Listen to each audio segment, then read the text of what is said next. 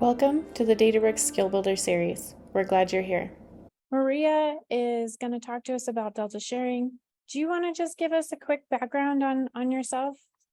Yeah, absolutely. Hi, everybody. My name is Maria Magnia. I'm a solution architect here at Databricks. I work from home out of Salt Lake City, and I've been at Databricks actually just for 3 months. 3 months ago, I was actually in the same seat as you guys. I have been a customer of Databricks for a really long time. I've actually worked in the field of data for close to 20 years now. And when I was working with Databricks, I realized that what this company is doing is so revolutionary, right? That I decided to change careers and come work for Databricks. I'm very, very passionate about data engineering, data science, machine learning, all things data. And so I'm very excited to share with you today one really, really cool feature that is known as Delta sharing. It's the world's first open standard for secure sharing of your data assets. But before we get into the demo, I don't know, Stephanie, if you just wanted to cover a couple of things about how questions work, and then we'll dive in. Awesome. Thanks so much. Excited for our demo today. So if you have any questions, feel free to drop those in the Q&A feature of Zoom. If you have a question that's better asked out loud, feel free to raise your hand as well. When there's a good time, I will jump in and pause Maria so that you can ask your question, and I'll unmute you. So with that said, everybody enjoy, and this will be uploaded to YouTube afterwards. So if you have to dip out early or anything along those lines, this will be available for you to watch later. Thanks. Awesome. Thank you, Stephanie. And I'm a huge fan of interaction. So at any point, if you have questions or no dumb questions, please raise your hand, chime in. And so you know, today, everything that we're sharing will also send out to you after. And then you can always reach out to me on the side if you have questions that you're afraid to ask on the call today. All right, so we're going to dive in. And this, some of you may or may not have seen Databricks before, right? And so in case any of you are a little bit newer to Databricks, before I go right into Delta sharing, I wanted to talk a little bit about what Databricks is. Databricks is a company that did the impossible. About 10 years ago, they were looking at all the different issues that existed in the data world, and they decided to build one single platform from the ground up to address kind of all the major pain points that you deal with: data warehousing, data engineering, streaming, data science, and machine learning. And they build one single platform for every single one of your data use cases. In the world today, you're often going to see people build a data warehouse separate from their data engineering platform, separate from their data streaming platform, separate from their data science and machine learning platform. And that creates a lot of headaches in organizations, right? It's hard to manage your data. It gets really costly. You get data silos. Nobody knows what numbers right anymore.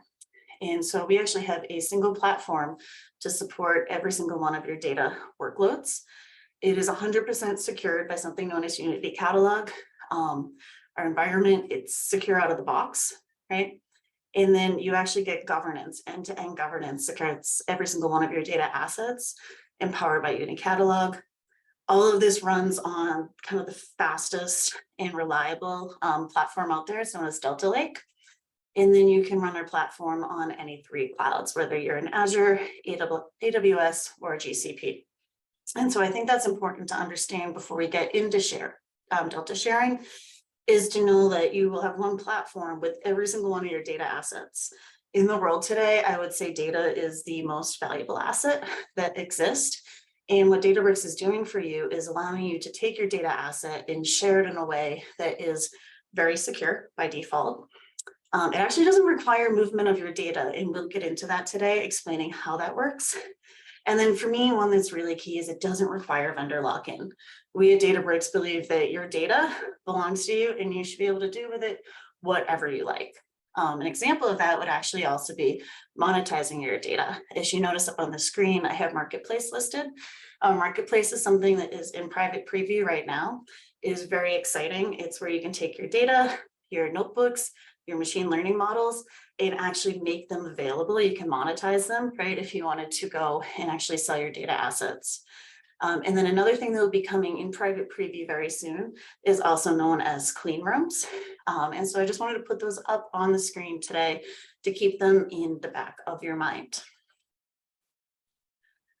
And so what kind of happens, right? Enterprises want to get more from their data, right? So if you're lucky and you've implemented a lakehouse, you have all your data assets in one place, and then you want to go and do something with them and make a little bit more, right? And you have options, right? And one option is kind of what we see up on the screen today. You might have two tables over on the left as a provider, and you might want to do something. You have to take that data, do some ETL, make it valuable. And then if you'd like to go share that data, you'll probably have a nightly batch process that takes it via puts it up on an FTP server. And then from there, the consumer can go grab it. They're going to have their own ETL process. They might bring it into a database. And at the end of all of that, an analyst may take that data and go run and do some analysis on it. This has a lot of pitfalls. The first I'd say is timeliness of data.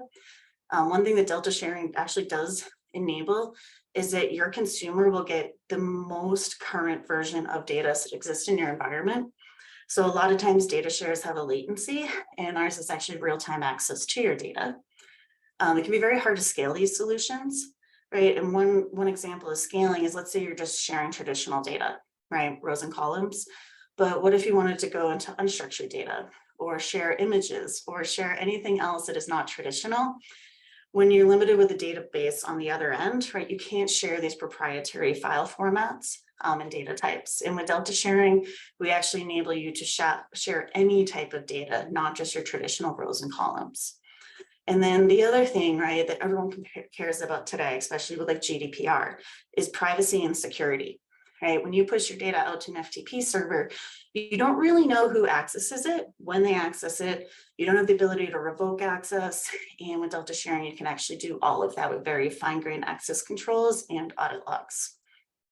So one option would be to build your own. We have a lot of customers that are doing exactly this. We also have a couple of other customers that are buying solutions from vendors. Now, what happens with this is sharing solutions from vendors often tend to be kind of expensive, right? And then you have to take your data and put it into another tool. The way Delta sharing works is your data actually stays exactly where it lives, whether it's in an S3 bucket, or it's in your Azure file store, or maybe out in Google Cloud. And so you get locked into one single platform. You have to move your data multiple times, pay for egress costs. And again, a lot of these other vendor platforms are still only sharing rows and columns versus image and other types of like data such as telemetry. And so this gets into what Databricks has built. Databricks has built a very, very simple and open protocol for sharing and streamlining data. It's actually been adopted by some very, very large clients. We had a big announcement yesterday from Oracle. If you like, I can follow up and send that to you, but really large clients are using Delta sharing to go into 3 different use cases. Now, why this is revolutionary is over on the left, we have our Delta Lake, right? You list a data provider. And then in front of your Delta Lake, we put a Delta Share server. On the server, this is where we go and say, who are the different people that can access data? We say, what type of data can they access? You can even make it more secure with IP access lists and things of that nature to keep your data very secure. Now, when you create a share, your data actually still remains in Delta Lake and in your cloud storage of choice. When you go and you create a share, right, it gives your end user a token that they can download one time. You can revoke the token, you can cycle it, you can do a lot of different stuff. And it allows you to go share data for any use case, whether it be analytics, BI, data science. And then on the other end, it doesn't lock the recipient into the tool.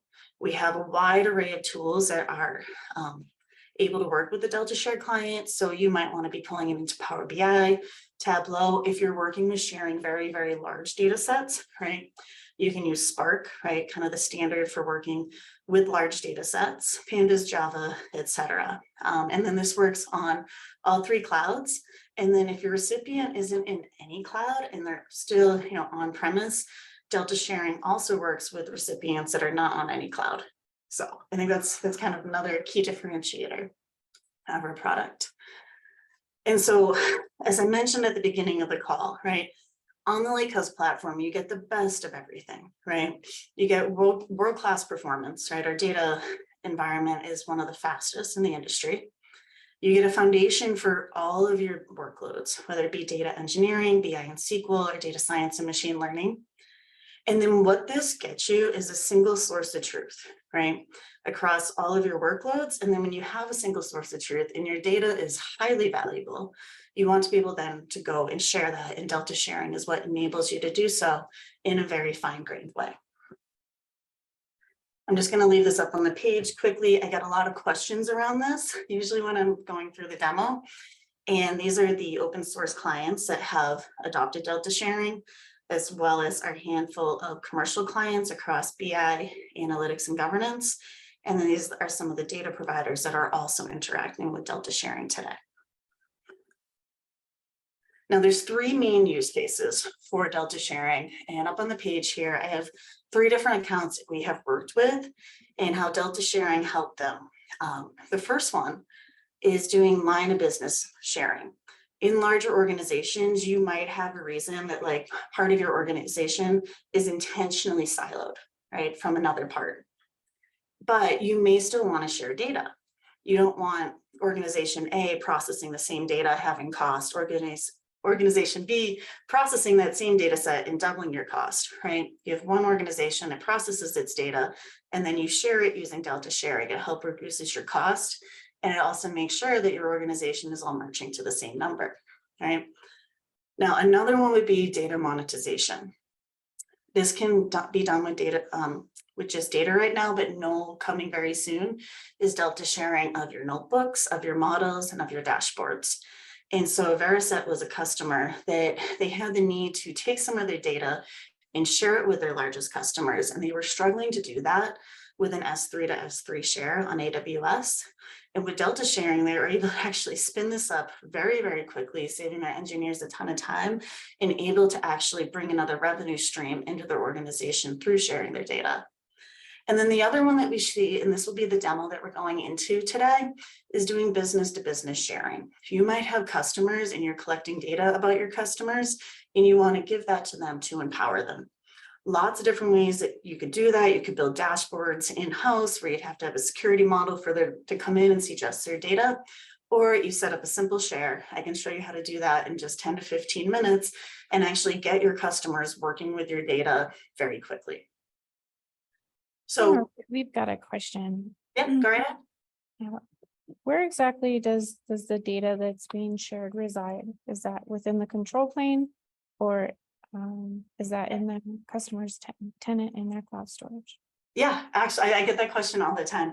And if you want to wait, when we actually get into the demo, there's a screen that will show you that. It'll make sure I'll cover that the second we hop into the demo. But basically, and I'll answer quickly, right? Because it's on the top of the mind. Your data stays, right? So let's say you're an AWS customer, right? And your data lives in S3. And let's say you have a table and it has all of your different customers' data in it. The data never goes to the control plane, right? The control plane just talks to the data plane. And so when a customer, you've created a share and you give the credentials to your customer, and then they would like to go look at that data. When they activate the share, right, first it goes against the Delta share server, checks their credentials, makes sure that it's like the correct IP address, that you haven't revoked their access. And then once the security is established, they actually reach all the way into your S3 bucket to go and grab that individual Parquet file. All the data is encrypted, right, at rest and in transit using kind of, your standard encryption over the internet. And then it grabs that Parquet file, and just the Parquet file they're allowed to see, right? And then it pulls it into whatever environment. They can go into Excel, a database, into a notebook, basically into any tool of their choice. But your data always stays in your bucket. And now one of the big pluses of this is you're not paying for the compute, right? For your data to go actually move over to the recipient. The recipient is the one that has to spin up a compute, whether it's on a personal computer or in the cloud, and they're paying for the compute. One thing to think about though, as a provider in AWS or any other cloud, there would be a small amount of egress charge, very, very small amount of egress charge when your data comes out of S3 and goes to your recipient. Does that help answer your question? Okay, all right. All right, so now that we're going to get into the demo to show you how all of this works, I am going to highly recommend, if you want to follow along, is to go to dbdemos.ai. Databricks actually goes and makes all our demos available for you to download, and it's a one-line installer. It's really easy to download. I'm going to show you how, just in case you want to follow along later or you want code examples. And I think this is just something very cool that we do. So to start, I'm going to go into the Databricks environment, and I'm going to talk a little bit about the Databricks environment, and then I will explain how you can install the demo for any of you that want to follow along. So this is Databricks, and one key thing to learn about Databricks, right, is we have personas in the environment. As I mentioned, Databricks allows you to do your data science and engineering workflows, your machine learning, and your SQL all in one place. And you'll notice that when you switch through these personas, so right now I'm in data science and engineering. If I switch to machine learning, you notice I would get experiments, feature stores, models, etc. If I go and switch to our SQL environment, that's where I'm going to build queries and dashboards and have a SQL editor, right? And just kind of be that standard SQL environment that you're used to. Today, we're going to be playing in data science and engineering, just because this is where we connect to repos. All the code I'm showing you today is in the Git repo. If you're someone that cares about having versions of your code and keeping it secure, we connect to a lot of the major Git providers out there. And so to get into installing this demo, right, I'm going to just pull up a notebook. And if you are following along, right, you want to make sure that you have a cluster running that you can attach your code to. So right now, this is just a notebook, and I need a computer in the cloud up and running. Where you go and create clusters, right, would be under compute. And if you never created one before, it's very simple. You create compute, you go and select the type of instance that you might like, a runtime, etc. For the sake of this demo today, I'm not going to be going into this. And if you have more questions about clusters, type the question down and I will follow up with you later. And so now when we're going back to create demo, right? The first line you're going to run is pip install demos. Now, one thing that I love about Databricks notebooks is you can switch between languages. Sometimes you might be wanting to use Python. Other times you might be wanting to use SQL. You'll notice my notebook, when I created it on the top, my default is Python. And if you wanted to change that, you could simply change the language of your notebook to maybe SQL, Scala, or R. And then when you're inside of each notebook cell, this one could be a Python cell, this one could be a SQL cell. You can change them either by clicking here and changing the command, or use a magic command and say the language that you would like to run.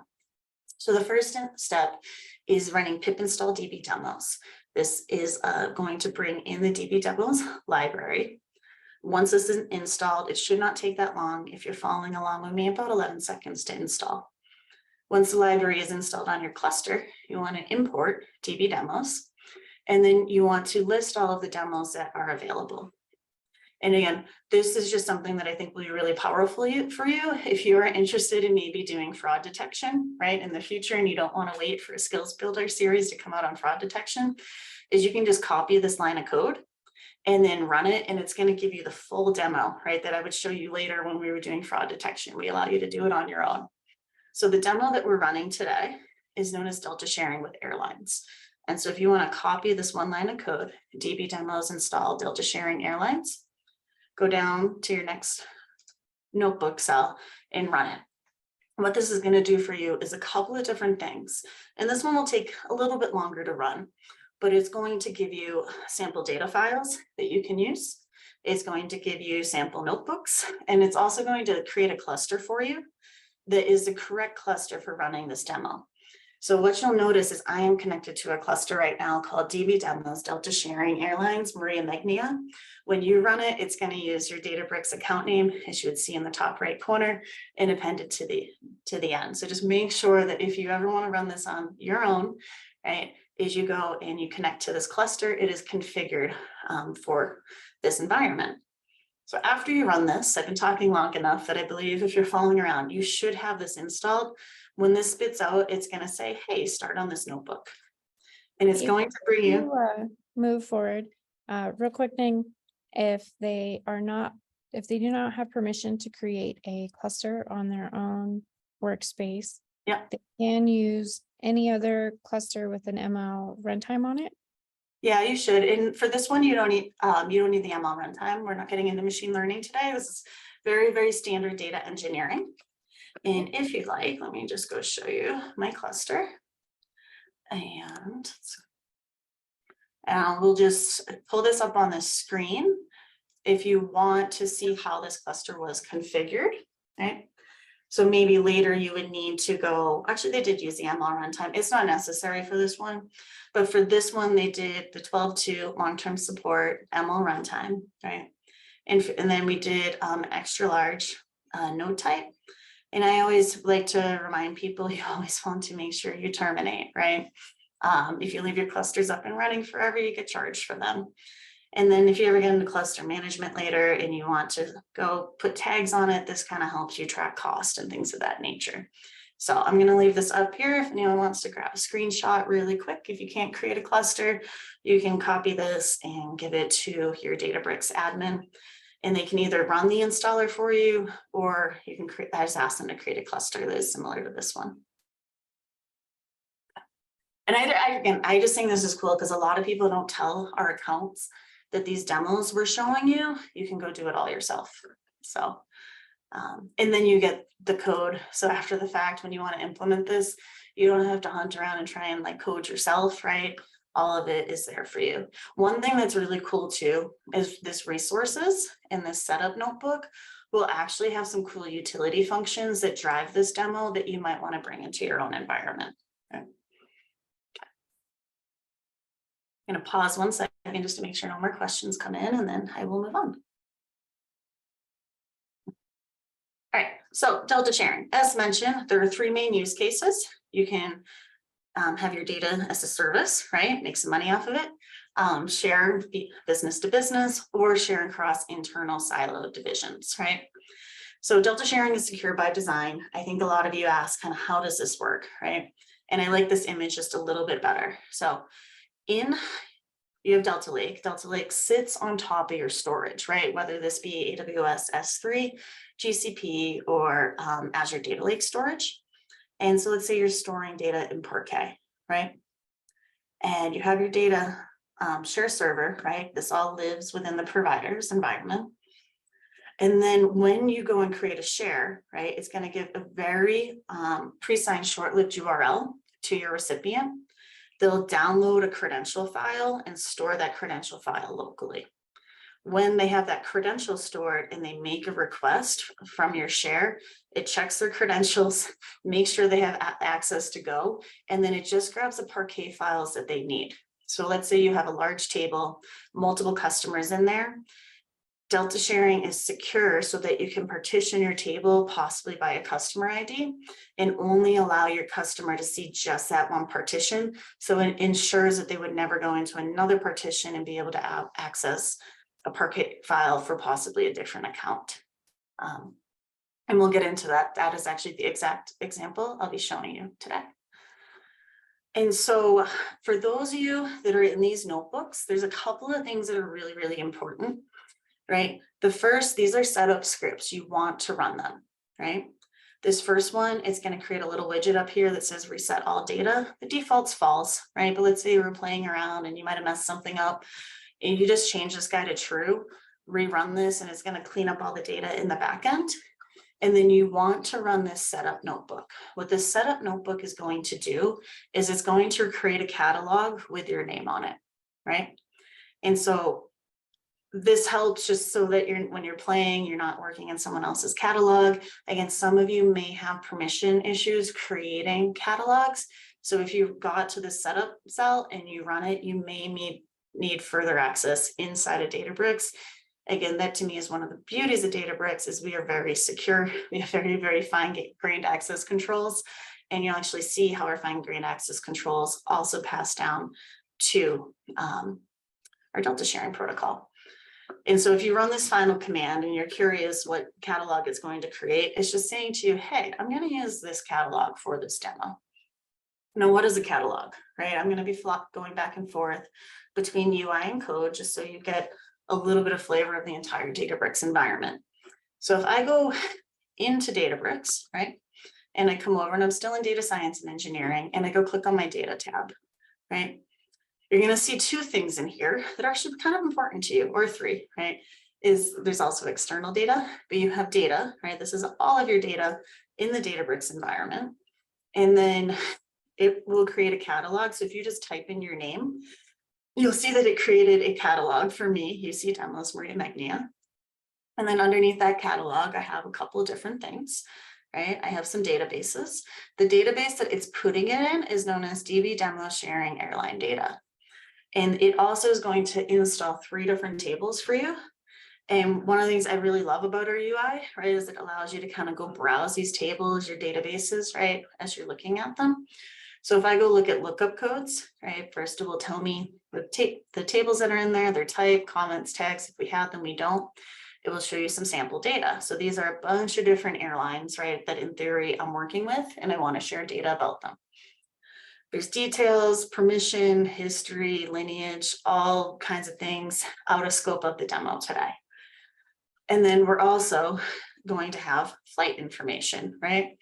And if we go look at our flights, this is what I'm going to be sharing. You'll notice I have data for a bunch of different carriers in here that I want to share. And that might create some security concerns for people. Like, I can't share the flight table because I don't want the other airlines to see what doesn't belong to them. I'm going to show you how we get past that limitation and share our data in a very, very secure way. Hey, Maria, we got a couple questions. Yeah. So you mentioned Delta Share Compute is 0. Does that mean it's only egress charges that are charged? Yes, exactly. Right. So when you're creating your share, right, and I'll show you how we do this. It's creating a share on an existing table that you already have. Your table is processed. Now, if you guys are doing things to process that table and make your data valuable, you understand there's costs there. But now when you want to take that same data and you want to share it, all you do is create a share, you create a recipient, but no data moves, right? And then you give your recipient their credentials. And at the time that they request the data, they need compute. No compute's happening on your end. So they make a request, they use the computer of their choice, again, on-premise computer or something up in the cloud. And then it goes into your S3 bucket, grabs Parquet file that we've said they're allowed to see, and then pulls it out encrypted as it moves over the internet, and then received. And so the only thing that you're paying for is the egress out of your system. Excellent. Next question. Yeah. So do we need to add any configuration specific to Delta sharing in the cluster settings? How does this work? No, so the one thing that's critical, so some of you may or may not be running Unity Catalog, and I should have highlighted this a little bit more. This is all empowered by Unity Catalog. So if you are not running Unity Catalog yet in your account, you need to be in order to empower Delta sharing. That is the main configuration change. And so to get into what it needs to move to Unity Catalog, if you're not there yet, just put a question in the chat for follow-up information, and we can set up time with you to talk about the journey into Unity Catalog. Any more questions? Next question. How is this different than Power BI directly accessing Databricks clusters? So I think of this as if you have Power BI in your environment, right? And you want to put data into a report, that's all within your environment, right? You're still like, there's no security division there, right? And so you just keep using Power BI against your gold environment and your empowering reporting. You want to think about Delta sharing for people that are outside of like your security firewall, right? And so that could be inside your org if you work for a very large organization, people outside of your org, like your customers that you might want to share with. And so it's anything that's kind of outside your secure environment. I hope that helps answer your question. You keep doing what you're doing with Power BI. Now, I should bring up something that is a little bit different.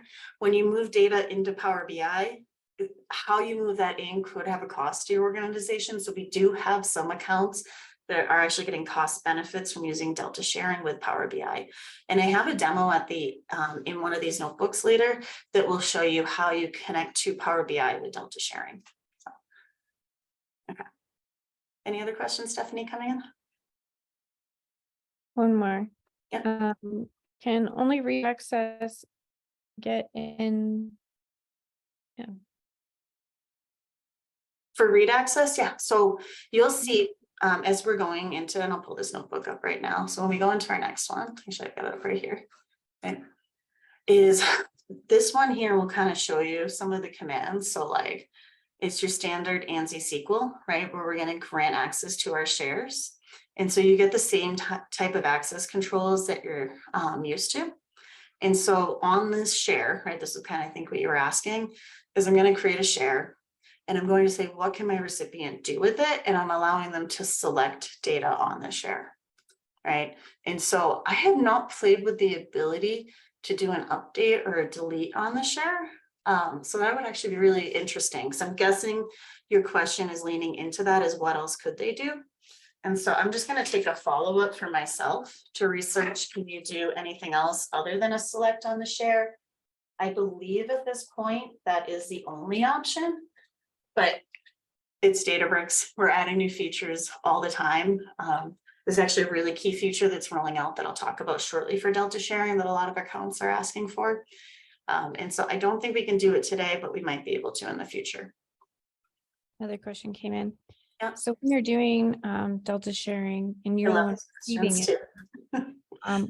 who is paying for that compute? Like if you were wanting to share, open or use the sharing data, the data is shared with you and open it in Power BI, who pays for that compute? Yeah, the Power BI user. So think of like if it was someone that was just on a computer, let's say they have Power BI on their desktop, right? There's almost like no cost to them at all because it's just running on their computer. But let's say they don't have like too much compute resources in their on-premise environment and they need to go pull it into a cloud-based environment. They're running on Azure or AWS or GCP. In order to do anything in the cloud, you have to spin up a compute, right?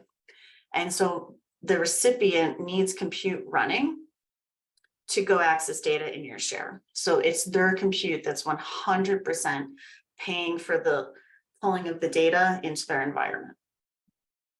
And again, I just always say egress. Remember, there's always a very, very tiny egress cost when you're moving data out of your cloud. So does Delta sharing help to avoid using SQL endpoints? Yes, you don't need a SQL endpoint at all. So that is actually, I think this is where the Power BI question's coming from. You guys are probably looking for cost savings, and this is the same exact use case that I've dealt with on another account that they actually went with Delta sharing to go into Power BI, and there is cost savings. So it's kind of like a weird loophole that this isn't what this was intended for, but we do see people using it that way.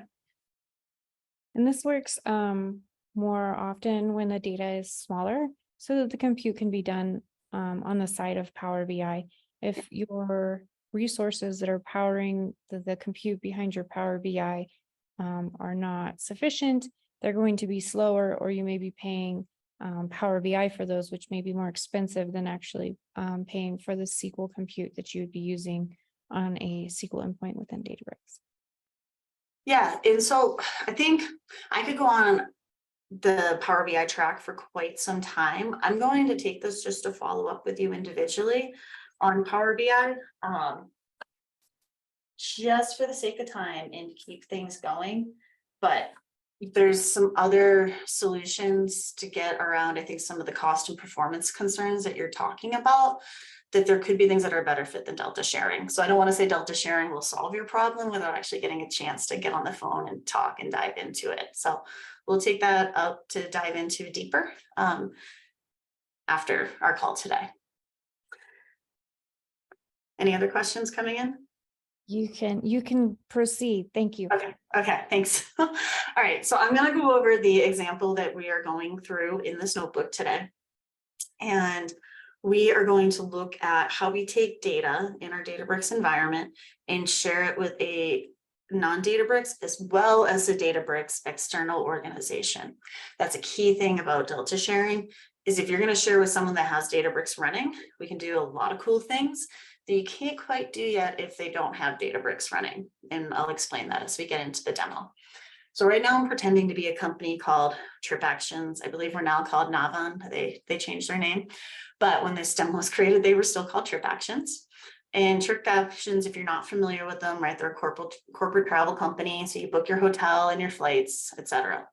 And so customers are always booking flights on American Airlines, Southwest, JetBlue, and TripActions has a request to share information with American Airlines, who is not using any cloud whatsoever. They're an on-premise account. And then Southwest, who actually also is running Databricks in their account, right? TripActions has the Delta Lake architecture, right, for servicing all of its data internally. And I'm going to show you how we simply use Delta Lake to share securely with both of these two different airlines. And so the way that it happens is in these steps here. I wrote them out for you. I'm not going to read them. We're actually going to run the code in real time and show you how this works. Okay. And so again, for those of you that are running the notebooks, set up scripts that you want to run, right? Because this one is going to initialize your notebook to your catalog.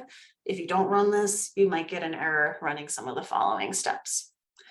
And so, as I mentioned earlier, and I want to highlight, you must be running Unity Catalog to work with Delta sharing. And the reason for that is Unity Catalog is the one place that gives you governance and security over your whole platform, right? And so we'll use Unity Catalog later to audit the shares, see who's accessing them, revoke shares. And also, if you are not a SQL person, right? I'm going to be showing you how to do this with simple SQL commands. I'm going to flip back and forth between the UI to show you how you can also click buttons and create your shares without having to know SQL at all. You can do it either way. I like SQL because it's easier to scale, and you can also do all of this in Python. All right, so the first step is to actually just create a share, right? So I am going to create a share if it doesn't exist yet, called American Airlines with my name on it. Just makes it easier for me to find it. I'm working in our gigantic Databricks environment. So when I hop over to the UI, you're going to notice a lot of other shares. And then it's good practice to put a comment on your share and say what the purpose of it is. And then I'm going to alter my share, and I'm going to create an owner on the share called a group account users. Now we could get into security and the correct way to do this and have it integrate with your identity provider outside of the scope of this demo, right? So what this did when I ran this command is it's going to go and create a share. Now, if you remember earlier where I was showing you how we can go and look at our data explorer in the data tab, we can also go and look at our shares. And so if I come into data, and most people don't know this exists, if you click on Delta sharing, right, you get to access all of the different shares in your environment. And so if I type in my last name, I can see that SQL command went and created a share, right? It has a name. And right now it really doesn't have anything in it. It brought in the comment. It has the owner that we set. You can see when it was created, but right now there are no assets. There are no tables in the share. There is no recipient. No one can access it. It's basically just an empty container at this point, right? And everything I just showed you, you can get in the UI, right? So if you want to run the command that says describe my share, it's going to show you everything that I just showed you, right? The name of it, when we created it, when it was updated, and that's basically it, right? And the description. There's still nothing in the share. So now we need to go put data in the share. So the first one we're going to put in is this lookup codes table. Again, standard SQL, right? And you guys will notice too, remember I pointed out before, the language matters, right? So this is running in SQL. The default in my notebook is SQL. If I wanted to switch to Python, you just do the magic command, switch to Python, and you're writing Python all in one environment. So now I'm going to alter my share, and I'm going to add a table called lookup codes, right? And when we go back to our UI, you will now see there is a single asset inside of my share, right?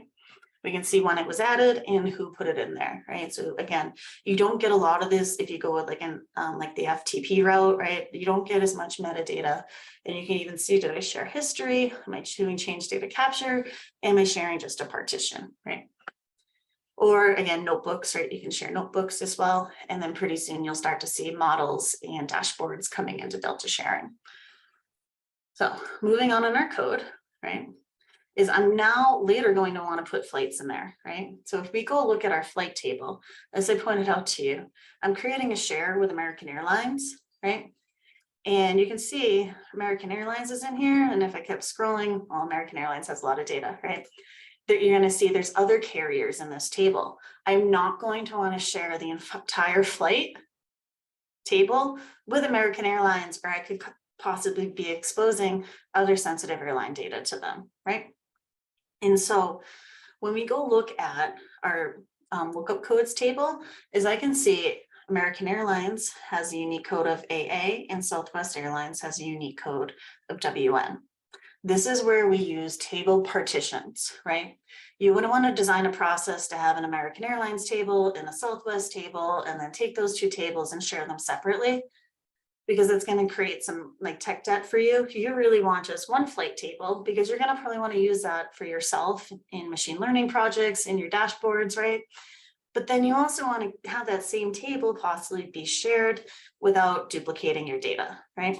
And so the way that we do that is we put a partition on them, right? And now we are going to partition our flight table, right? Inside of that share. And I'm going to say, I want the unique carrier of American Airlines. And for this example, I'm only going to share 2023, right? And so now when I run this command and we hop back over to the share, you're going to see a secondary asset that went in there. Let me just expand this a little bit. And you can see within the share, I am only sharing this partition of the data. So when we get back to the Parquet files, right, you have a table in your S3 bucket, and now there's a partition for American Airlines for just 2023. So when you have a recipient that gets access to the share, only when you give them the credentials, right, and I'll show you how that works, and they request the data, it's reaching into that partition only. It cannot see the other partitions of the other airlines. And that's how we empower you to share sensitive data without sharing it to other people. So partitioning, really important. Now I do get a question, and I'm just going to bring this up right now. Someone will say to me, well, why do I have to use a partition? Why can't I use a view? I just want to have a view that says American Airlines in 2023, because partitioning the table that way goes against my table partitioning strategy. We should have sharing of views in public preview, I believe in June. I have an account that like is hunting this down closely. This is one of our most requested features, and it is coming. So just know that right now we cannot share via views. We use partitions to filter the data. I'm expecting Stephanie, a question might come up there, but if not, I will keep going. All right. So now, again, everything I just showed you, right? You go to the UI if you want to, or you can query it, right? So same thing, we can see our flights, and we can see that it was just a particular partition within our flight that we are sharing. So UI based, or again, all programmatic. So now still nothing can happen. We just have a share with a partition table in it, but nobody can access it. What you have to do is then go and create a recipient. So I'm going to create a recipient, right? And the owner of my recipient is going to be the same owner of my share, right? You can come up with your own security model. Again, the recipient still can't do anything. They don't have access to the share. So now this is where we're actually going to create access. On my share, I'm going to give them select access to this recipient, all right? And so back into the UI, now this is where something important happens, right? You see a recipient. I'm going to click on the recipient. And what you can see here, and this is all queryable, is that the token's pending. What you have to do is to give your recipient an activation link, right? So this is how you have to keep things really secure. When you give this to them, what's going to happen is they're going to paste this into their UI. It's going to give them the access to download a credential file. And I will show you what this credential file has in it shortly. But basically, it's the URL with some authentication information. Your recipient can only download this one time. They can never go back to this URL and download it again. So they have to be very careful with that, and they have to be careful where they put this. I have some code for you that will give this to you in a way to do this programmatically, right? So what happens when they download it? All of a sudden you notice token activated, right? this is not something that you get outside of like a lot of other systems. And let's just say you're like, oh my goodness, I emailed it to the wrong person, and you panic. All you do is hit rotate, right? You rotate it immediately, or maybe you're someone that wants to rotate them every 10 days just to keep things secure, right? So that means the recipient only has so much time to download, all configurable, right? And so that's key, right? Is that's how we keep it really secure. And as I mentioned before, notice IP access list. So if you want to keep this a little bit tighter, you don't want to just rely on you emailed it to the right person, you can put in a list of IP addresses that are the only IP addresses allowed to access this share. It is another layer of security on top of everything. All right, and so went over the activation link, right? And if you want to audit any of this, right, you can show the grant, you can show all kinds of things through simple select statements. And when you look at your recipient, right, it will give you the date that they went and accessed the token. And so now that is how simple it is to set up a share, right? Now, there is one other thing, and I'm going to go through these a little kind of quick for the sake of time. We're at 14 minutes, is you can also share with another account that might be running Databricks. What is very critical about this is when another account is running Databricks, we can set up incremental feeds, right? So if they're not on Databricks, you kind of have to come up with your own option. Like, are you going to make them re-download all their data every time? Or are you going to use partitions or logic to have them just get incrementals? When they are running Databricks, it allows you to actually share incrementals in a very revolutionary way. Again, if you're running these notebooks, make sure you run your setup scripts. And what you would need, so let's say you have an account, right? You need their Metastore ID. So you'd have to ask them to provide this information to you, right? So this is the Metastore ID that I'm running in right now. I'm not going to share data with myself, but let's just pretend I was someone, right? One of your customers. You get them to give you the Metastore ID. And then everything that we did is pretty much the same, right?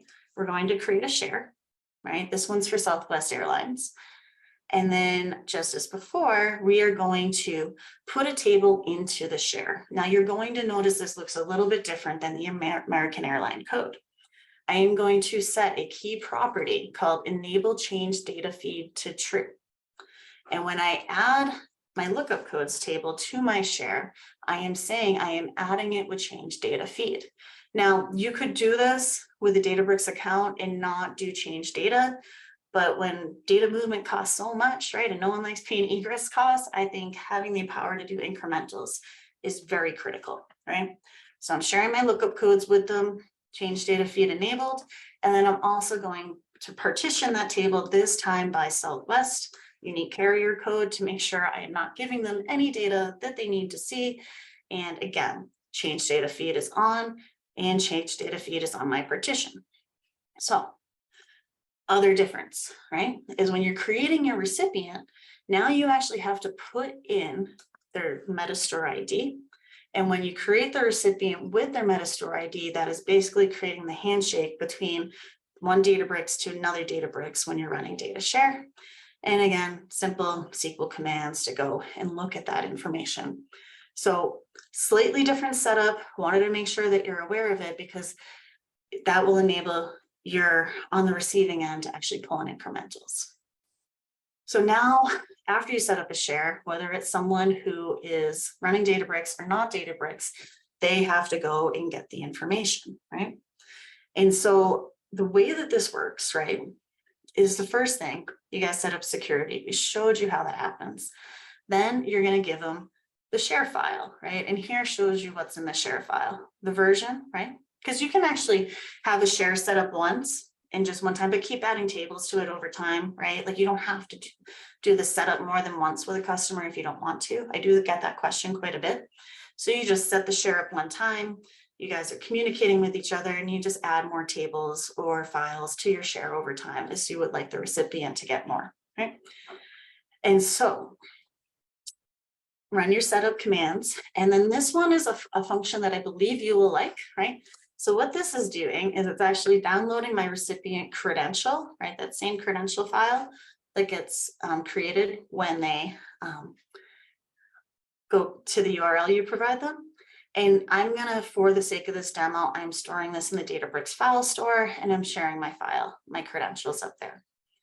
Another thing that I wanted to share with you is known as the Delta Sharing Library, right? This is an open source library that we put out there to make working with Delta sharing easier.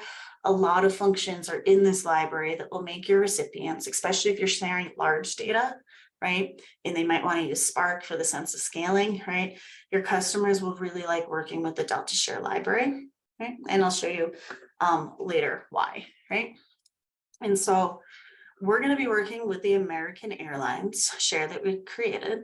As you remember, there's 2 tables in there. And if you don't remember, I'm going to pretend I'm someone on the other end. When I import that Delta sharing library, right, we have this sharing client that will actually go and parse the credential file, which is in my share location, right? And then it's going to say, hey, right, this is the thing that's kind of checking the security. It's like I have the credentials to go into the share. So let me list all the tables that are in there. Right. And I don't really like this view. I created a different one that just puts them in a little bit of more of a list name. And so I can see in my share, I've got my lookup codes and I have a table called 2023 flights. And so now as a customer, I want to go query that data and bring it into my environment. And so I'm going to show you an example in Pandas, right? Very, very simple, right? Is I have the location of the share. I have my share ID, a database, and a table. And I'm going to go build a URL from those values. And then I'm going to use the Delta sharing function, load as pandas, and it's going to go pick up a table and it's going to display the head of them. So the first table that we're looking at is that carrier codes. You know, there's nothing really sensitive in here. Now, if you were like, do you really want to let your customer know Swift Air's unique code is this? It might be kind of a useless share. But again, I wanted to show the example of doing a full table share versus a parcel, right? So now we want to maybe go look at that 2023 flight. So if you remember, I created a share for American Airlines with 2023 flights. And then I want to go look at it here. And if you notice, there's no data returned. That's because there's no data in 2023. Okay. And so we're like, oops, I messed up. I want to go modify my share. And let's put flights from 2008 in there. So you notice really the only difference is I'm putting flights back in there, but with the 2008 partition. And so now if my recipient looks at what they're allowed to see in their share, they're also going to see 2008 flights. Again, lookup codes is there, 2023 flights is there. Maybe when we process some data, right, and 2023 flows in, when the customer is accessing the share, they're going to get the latest and greatest that's in your cloud storage, right? So let's say 2023 finally shows up. Who knows, there was delays on your end. They can still go access 2023 unless you removed it from the share. You get the right to kind of leave stuff up there or take it down. And so finally, right, we're going to test if the security work. So I've got data from 2008. I partitioned my 2008 table by American Airlines. And now when I actually go look at this, they are getting my 2008 data for their airline only. They don't get to see anything for Southwest. Right? Now I wanted to put Spark in there as well, right? As you can also use Spark, the syntax is a little bit different, but you want to use Spark if you're going to be sharing large data sets. So let's say you have a use case where you want to share petabytes with one of your accounts, right? They on their end probably want to use something that would scale where they could bring more nodes into their network. And that's where being able to query a share with Spark is kind of revolutionary, right? A lot of people are always trying to share these humongous flat files and put them out on FTP, and there's big expense and then they can't get it down, or it's too much like data for that file format. Or maybe you want to share things like image files or models, right? And so you want to be able to do so with a programmatic language that can actually work with large data sets and various different types of data. And so we have a Spark option, and then you can also go and integrate with Power BI. We have enough time. I think I pulled it off. So I'm actually going to pull up this for you because I know we do have someone that cares about Power BI on the call. And I'm just going to allow this video to run. And tell me, this video, Stephanie, if you can hear the audio on the video. Pre-built Power BI template. I can hear it, but it's quiet.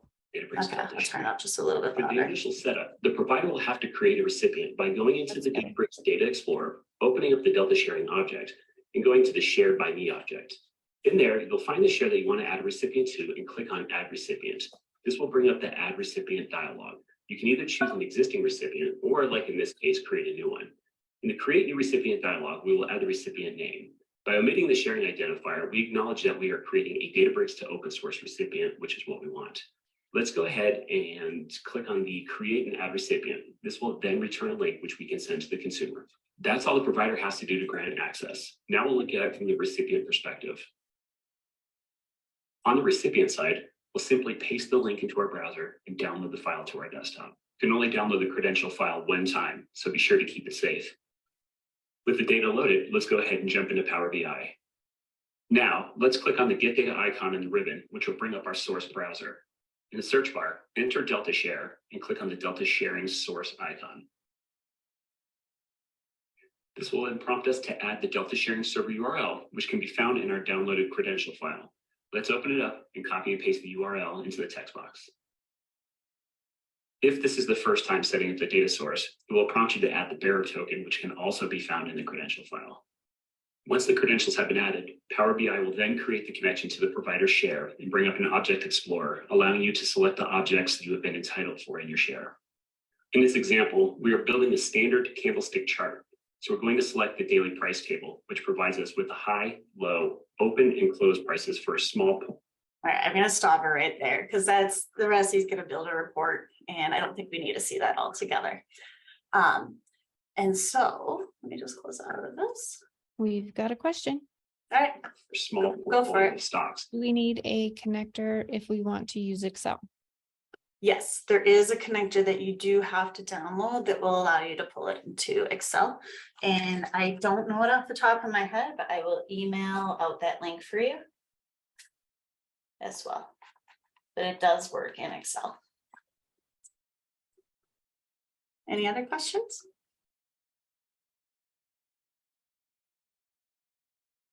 Okay, and so the only other thing that I wanted to show you up is that's how you go into Power BI. But let's just say it's someone that you set up a Databricks to Databricks share, right? On their end, all they have to do once the share is established from Databricks to Databricks is, let's say, it's an internal division of yours, and you wanted them to constantly be able to just query table changes and maybe propagate it somewhere down the stream. We have this function out there called table changes, where you just have to plug in the tape and tell it the type of changes that you needed, and they can actually pull incrementals into their environment. So we have 2 minutes left. I did get through all of the content today, which is awesome. So I wanted to just open it up for any more questions that the group may have.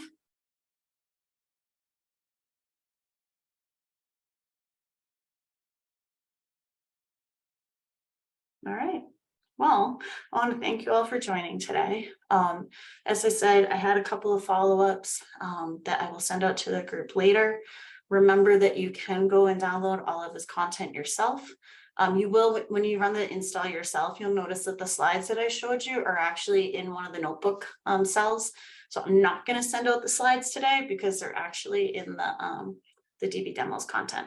So thank you guys all so much for joining, and I look forward to maybe getting to work with some of you directly in the future.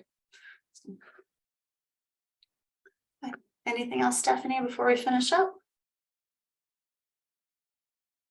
We've got one more question. Yeah.